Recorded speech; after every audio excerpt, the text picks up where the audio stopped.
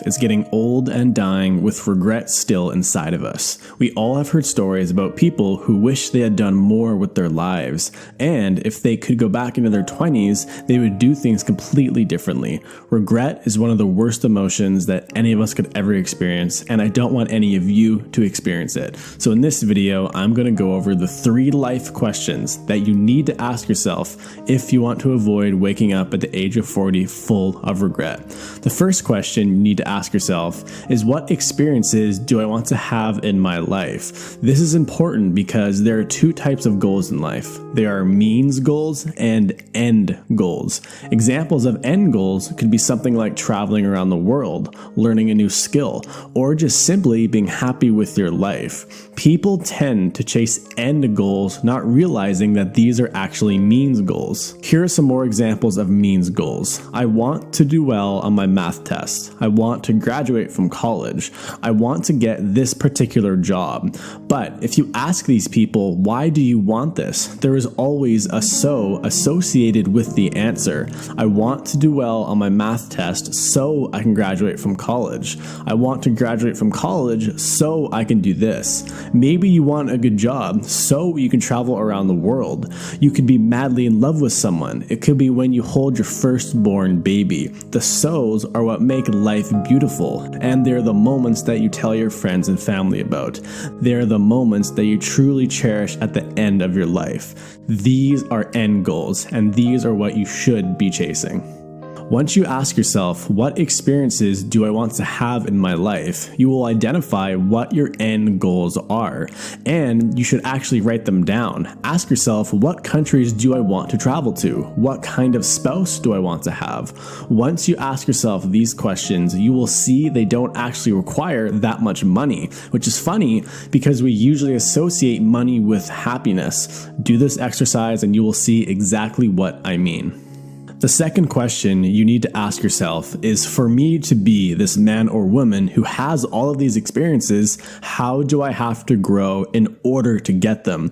This is where we start the second list. Some example questions are, how can I become a better father? What skills do I need to learn in order to travel around the world? What social skills do I need to learn in order to meet someone I can truly fall in love with? In my opinion, the reason why most of us associate learning with a negative or boring emotion is because of the traditional education system.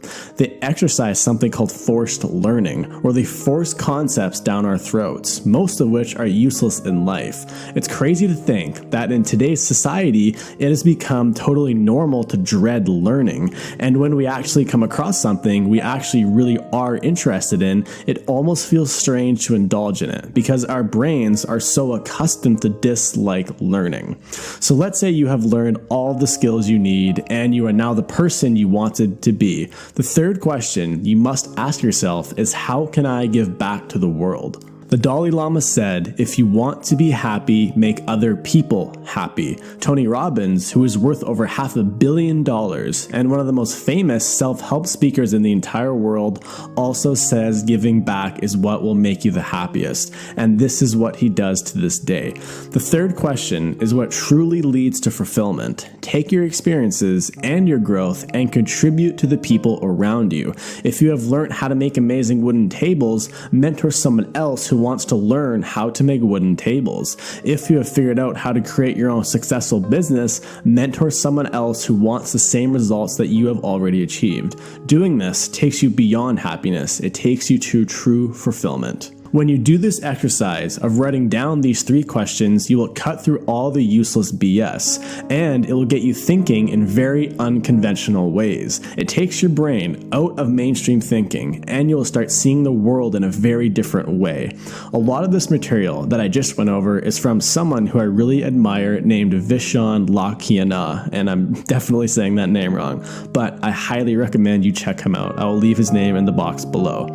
So as you guys know, I read and respond to all of your comments. And I can see that a lot of you have been asking me to upgrade my microphone. I have now done that, and if this sounds better, please leave the video a like and let me know in the comment section if you can really hear the difference. And again, thank you so much for watching this video. And it's probably one of the biggest fears that people have in life. We imagine being very old, having no spouse or significant other to love us, and there is no one there to take care of us when we are slowly dying.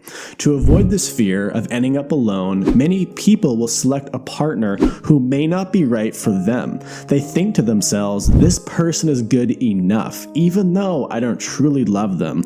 I won't die alone if I just stick with this one person.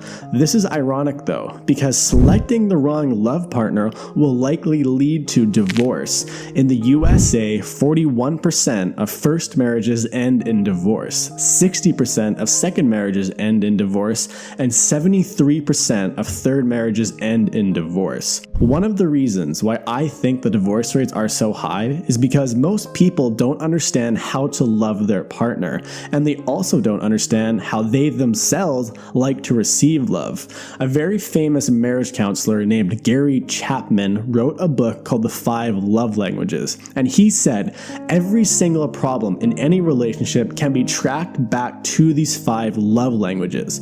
So here are the 5 languages: words of affirmation, quality time, receiving gifts, acts of service, and physical touch. One of the reasons why I have such a great relationship with my girlfriend is because we have the same primary love language, which is physical touch. We both can just sit around for hours just holding each other without having to do or think much. But something else that is very important to me is quality time. Quality time means giving someone your undivided attention with absolutely no distractions, like checking your Twitter, Instagram, Facebook, or your email. To me, this is very important. But for her, she really needs words of affirmation, like me telling her that I love her, how pretty she is, how much she means to me, that kind of thing. But just because words of affirmation are not that important to me, I don't make the mistake of not giving her those words of affirmation, because I love her and I know that's how she likes to receive love. And if I don't do these things, she will feel like that I don't love her or I'm losing interest in her. The whole point here is to find out what your partner's needs are and to make sure that you both speak the same primary love language, because if you guys speak totally different love languages, it's hard for a relationship to work out. Of course, you can learn your partner's language and you can start speaking it, but in my opinion, it is probably just easier to pick someone who speaks the same language as you. But I do believe anything is possible. I don't think giving love in a way that is not your primary love language will grow resentment towards your partner. Of course, you guys can have slight differences, and you may be more than one out of the 5 love languages, like in my personal example, but it all comes down to understanding yourself and understanding your partner's needs. Take the time to really try and understand what makes your partner tick and what